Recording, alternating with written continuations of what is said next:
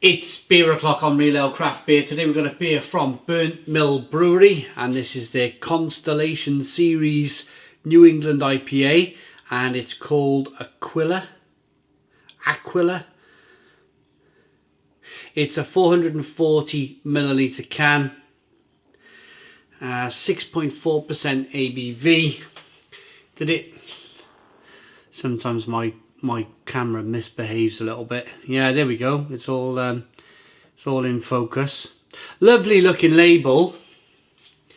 Without further ado, let's get the beer out into a glass and see what we get. The beer was kindly sent to us by the wonderful Mark Brewery. Follows all of our live streams, and he was very kind enough to, well, he's kind enough because he comments a lot on my videos, the beer reviews on YouTube. And he said, do you want to try some beer from Norfolk? Some of the really top end stuff in Norfolk. And I was like, yeah, absolutely. Send them up, mate.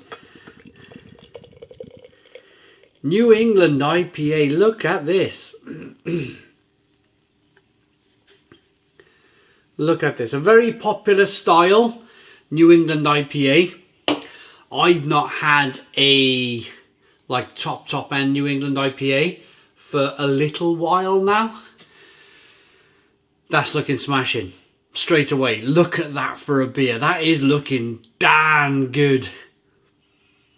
If that was a woman, that would be a woman in a red dress. That would be the woman in the red dress from The Matrix, wouldn't it, eh? Two finger whitehead. Looks fabulous. Lovely, great looking, hazy, very light amber coloured beer, I would say, almost straw coloured. But that is, if you wanted to show what a New England IPA should look like, it would be this, wouldn't it? You'd be showing this off. Let's get the aroma then on this hazy looking beer. Wow. They never stop surprising me, this style of beer. Especially when it's nailed on. You know, it's a nailed on, coming from a great brewery. You know it's going to be good because they're a great brewery, and the person who sent it, Mark Brewery, he really knows his beers as well. So he's probably tried this, and he's probably looking at this review going, yeah, he's gonna love this beer. He's gonna love this beer. So should we dive into this one then? First of all, I should give you some aroma profile, shouldn't I? Tin pineapple chunks, bit of grapefruit, bit of tangerine. Ah, it smells bonkersly good, bonkersly good. Let's dive in. Cheers, everybody.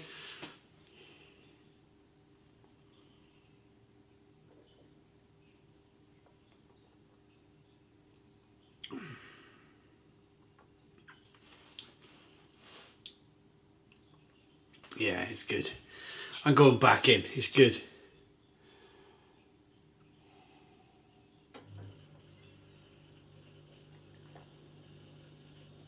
Oh.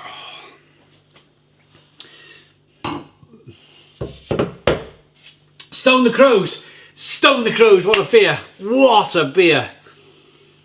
Oh, delightful. Passion fruit, mango, tin pineapple chunks, bit of grapefruit in there. Water's lovely and soft. Great drinkability to the beer. There's an element of stickiness, and the element of stickiness comes from, like, I can feel a little bit of stickiness on the lips, and I can feel the stickiness in the throat with the beer. It's because of the hops, the amount of hops that they've added to this beer. If you've ever been to a brewery, if you've ever home brewed with whole cone hops, grab a handful of hops, even pellets. Even if you've got some pellets around, grab some pellets, rub them tightly in your hand. If it's pellets, they'll break up. If it's hop flowers, there'll be flowers flying all over the place and bits of petals and stuff. But the important thing is to get your hands then and get your nose into it, smell the hops, But the reason why I mention this is that you'll have like a sticky resin on your hands from the hops. It'll be a sticky resin.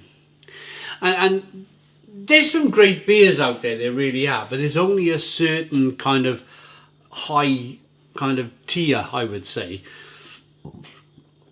of beer brewing where it's a certain level. You know, this beer probably costs north of £5 or £6 a can.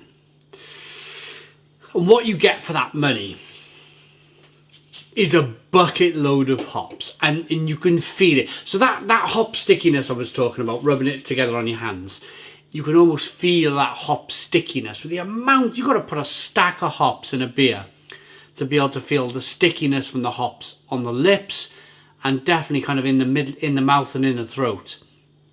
That's got to be a stack of hops. And so of course there's a stack of hops in the beer. That's for me a really, really good sign that the beer is, you know, it's of the highest quality. You know, it's like the Moet of the champagne world. I only know of the Moet because they spray each other in the Formula 1 with it. And I think is it Moet? I don't even know for sure if it's Moet anymore. Unless you go to Bahrain where they spray each other with rose petal water. Shouldn't laugh, should I? Aroma, again. Yeah, it smells great. It smells great. It's the type of beer you don't mind going back in. You're 7 minutes into a beer review and you're going back in for the aroma.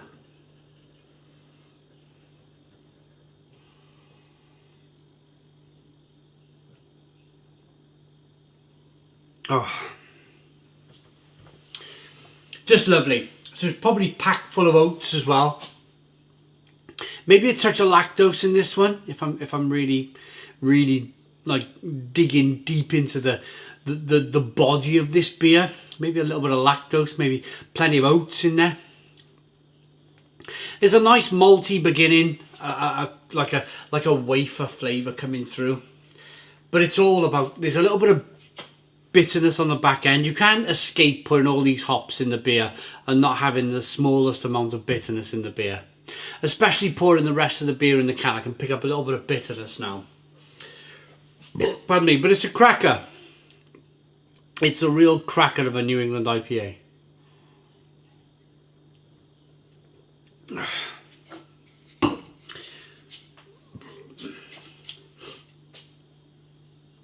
Constellations is a rotating IPA series where we bring together some of our favourite hop varieties.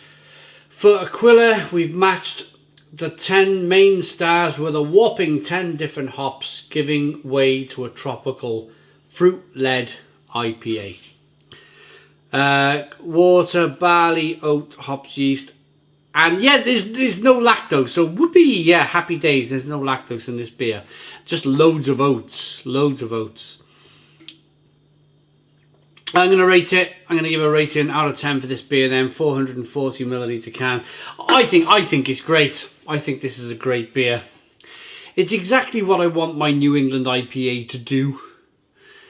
Look, you've still got a lovely creamy head on it. It's still got a fantastic look to it, an aroma. Even after nearly 10 minutes in. And the taste is just incredible. I like that enough to give it a Stone the Crows 9 out of 10. It's a 9 out of 10 from Real Ale Craft Beer. Please put your comments in the comments box, subscribe to our daily beer and food reviews, give us a big fat thumbs up. Boom! Cheers!